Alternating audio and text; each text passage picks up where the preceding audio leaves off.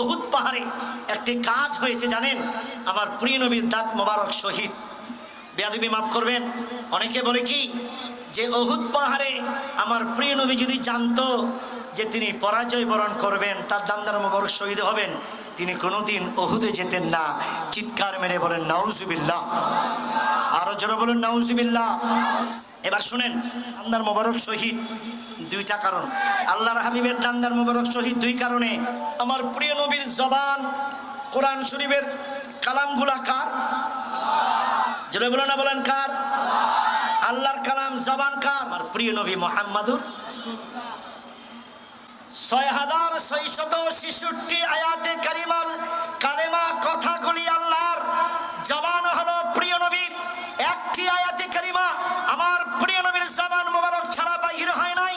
আমার প্রিয় নবী সরকারে কায়নাত মক্কাতুল মুকাররমাতে আসলেন, কোরআনে কারীম নাজিল হলো। ওই বাল হুয়া কুরআনুম মাজিদুম ফি লাউহি মাহফুজ থেকে আমার নবী গেলেন মদিনায়, কোরআনে কারীম গেল মদিনায়। আমার নবী গিয়ারে সুর লা তাহাদার ইন্নাল্লাহ মা'ানা, কোরআন শরীফ গেল গিয়ারে সুর পাহাড়ে। আমার নবী কম্বলের ভিতরে, আল্লাহ বলে কোরআন তুমি সেখানে চলে যাও। ইয়া আইয়ুহাল মুজাম্মিল কুমিল লাইলা ইল্লা কলিলা, হে কম্বলওয়ালা দোস্ত আপনি ঘুম থেকে উঠেন। আমার নবী উহুদে, কোরআন উহুদে। আমার নবী বদরে, কোরআন বদরে। আমার নবী খাইবারে, কোরআন খাইবারে। আমার নবী খন্দকে, কোরআন খন্দকে। আমার নবী তায়েফে, কোরআন হলো তায়েফে। আমার নবী সরকার কায়নাত মেরাজে, কোরআন মেরাজে। আমার নবী বাইতুল মুকাদ্দাসে, কোরআন মুকাদ্দাসে। আমার নবী প্রথম আসমানে, কোরআন প্রথম আসমানে। আমার নবী সপ্তম আসমানে, কোরআন সপ্তম আসমানে।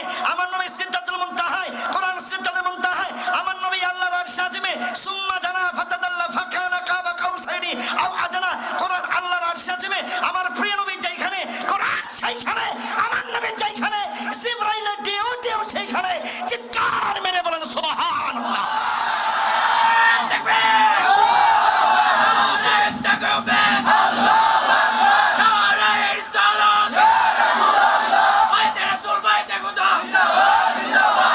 जिसको मिला ईमानो मिला कुरान की तब आता है जब दिल में नूर खोदा पाया। आवाज তোলে মারহাবা, আরো জোরে মারহাবা। আমার প্রিয় নবী আল্লাহর হুকুম ছাড়া একটা কাজও করে না, কথাও বলে না। উহুদে গিয়েছেন আল্লাহর হুকুমে। নবীজি জানতেন জিহাদের ময়দানে পরাজয় হবে, নবীজি জানতেন দান্দার মোবারক শহীদ হবে।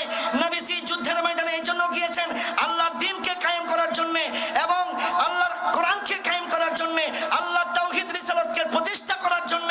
অন্ধকার ব্যক্তিকে অন্ধকার দূরীভূত করে নূর অন্তরে দিয়ে আল্লাহর জান্নাতের পথ দেখার জন্য আমার প্রিয় নবী উহুদের ময়দানে গিয়ে নিজের জীবনকে বিলীন করে দিয়েছেন, রক্তাক্ত করেছেন, সাহাবায়ে কিরামদেরকে শহীদ করেছেন আর বুঝাই দিয়েছেন, ও মুসলিমরা শোনো, ওই বর্তমানে ফিলিস্তিনের জিহাদের মতো মুসলমানের উপর আক্রমণ করলে আমি রাসূলুল্লাহ উহুদ ময়দানে শিক্ষা দিয়ে গেলাম, তোমরা জীবনটা দেয়া হলেও ওই ফিলিস্তিনের মতো মুসলমানদেরকে রক্ষা করবা।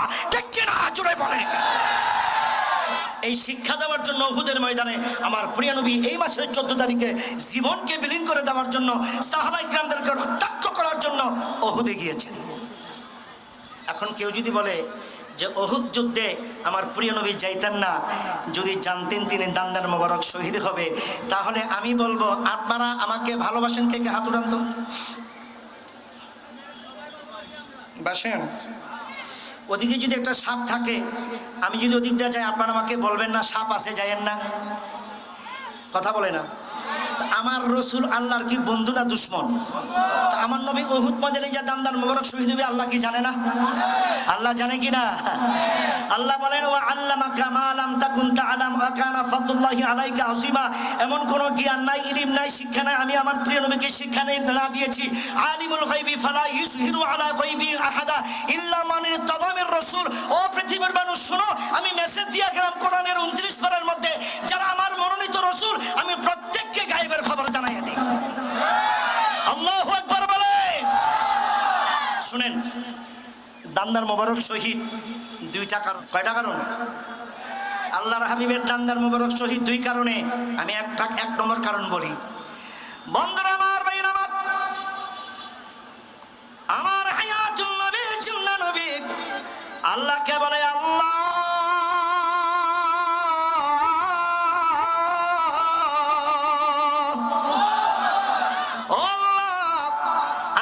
মা বাবার খেদমত করতে পারি নাই, আরেকটা ইবাদত আমি করতে পারবো না, সেটা হলো আমার শাহাদাতের দরজা কি কোনোদিন নসিব হবে না।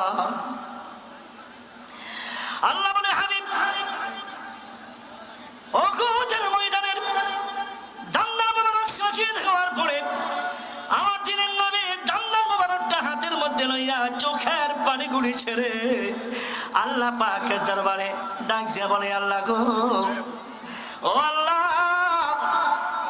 উহুদের যুদ্ধের এই দান্দার মোবারক শহীদ আমাকে তুমি দিয়েছ, তোমার শুকর জারি আদায় করি। যত পর্যন্ত কিয়ামত পর্যন্ত যত ধর্মের ব্যাপারে, ইসলামের ব্যাপারে, কোরআনের জন্য, তোমার দ্বীন ও হক প্রচার করার জন্য যারা জীবনটা দিবে প্রত্যেকে তো শহীদ হবে, তাদের প্রত্যেকটি শহীদ মুস্তাফা কামলিওয়ালার সুন্নত হিসাবে আল্লাহ তাআলা কবুল করে নেবেন। এক নম্বর, কুল্লু মান আলাইহা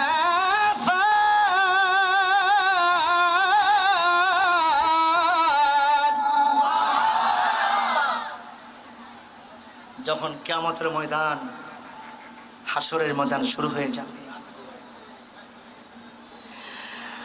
আমার কালীগঞ্জের যুবক, কালীগঞ্জের মুরব্বী বাবাজিরা, আমার মা খালাম্মারা গো, ছোট্ট ছোট্ট মনিরা খুব খেয়াল করে শুনবেন।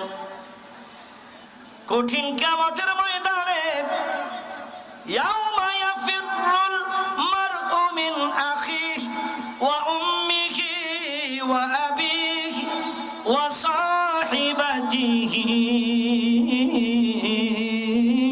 ওয়া বানিহি। কেউ কারো পরিচয় দিবে না, বাবা পরিচয় দিবে না সন্তানকে, সন্তান চিনবে না প্রাণের বাবাকে,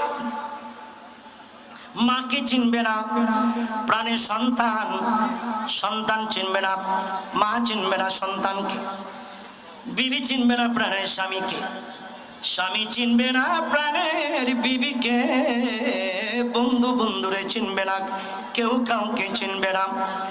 কঠিন হাসরের ময়দানে আল্লাহর নবী হায়াতুল নবী যখন দেখবে গুনাহগার উম্মতগুলি জাহান্নামে গেল, আমার প্রিয় নবী ওই দান্দার মোবারকটা হাতের মধ্যে লইয়া আল্লাহকে বলবে, আল্লাহ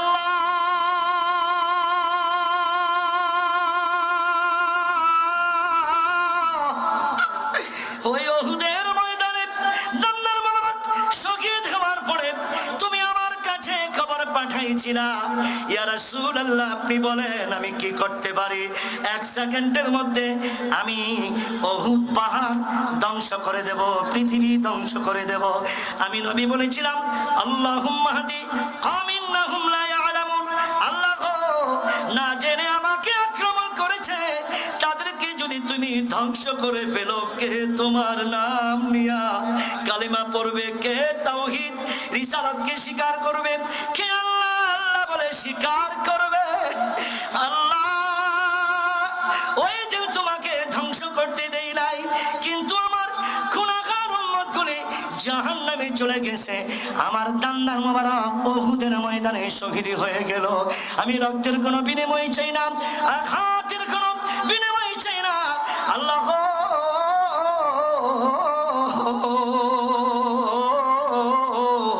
এই দান্দার মোবারক শহীদ হয়েছেন, এই শহীদের বিনিময়ে আমার গুনাহগার উম্মতগুলি আপনি জান্নাতবাসী করে দেন।